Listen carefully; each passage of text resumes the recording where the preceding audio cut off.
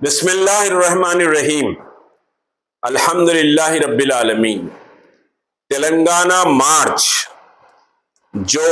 31 مئی کو دھرنا چوک پر منعقد ہوگا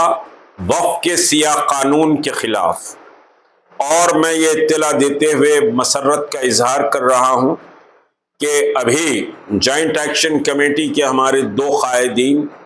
جناب عثمان محمد خان اور جناب سید نظام الدین صاحب نے ابھی deputy commissioner of police central zone سے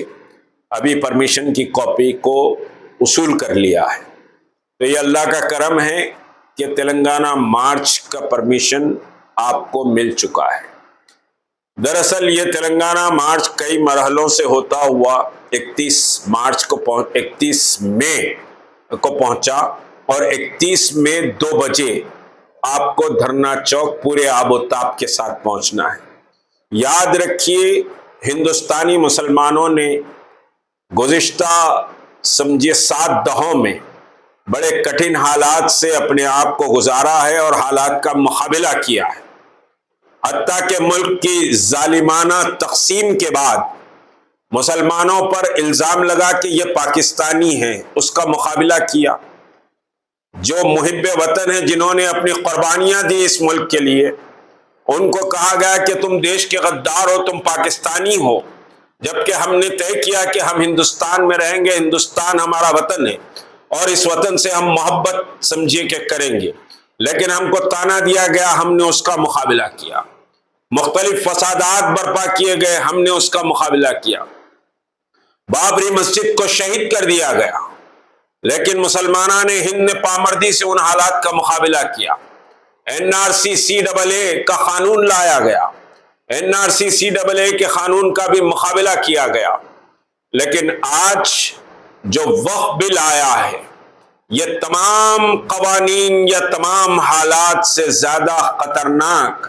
آپ کے سامنے آج وقف ایکٹ ہے، جو نیا قانون پارلیمنٹ میں پاس کیا گیا ہے۔ یہ وہ قانون ہے جس سے آپ کی شناخت، آپ کی تہذیب، آپ کی مذہبی آزادی، آپ کی نمازیں اور آپ کا دفن ہونا اور آپ کا درگاہوں پر جا کر سمجھیے کہ صاحب اولیاء اللہ کے آستانوں پر حاضری دینا ایک عقیدت اور احترام سے، یہ سب ختم کر دیا جائے گا۔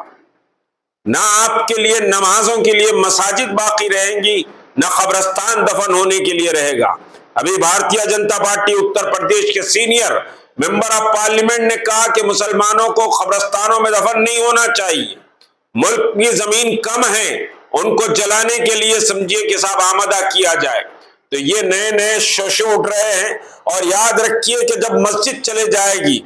جب قبرستان چلے جائے گا، تو پھر آپ کا گھر بھی چلا جائے گا، آپ بھی نہیں بچیں گے، نہ آپ کا دین بچے گا، نہ آپ بچیں گے۔ اس لڑائی کے لیے جوائنٹ ایکشن کمیٹی نے 31 مئی کو تلنگانہ مارچ کا اعلان کیا ہے۔ یہ تلنگانہ مارچ صرف ریاست تلنگانہ کے مسلمانوں کا ہے، لیکن اس مارچ کو ملک کے بیشتر سمجھیے کہ ریاستوں کے مسلم ذمہ دار دیکھ رہے ہیں،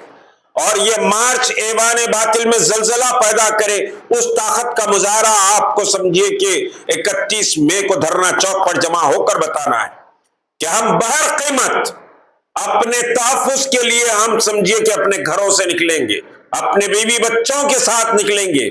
ہم سمجھیے کہ صاحب ہر قسم کی قربانی دینے کے لیے تیار ہیں اس ملک میں اپنی شناخت اور اپنی تہذیب کے لیے۔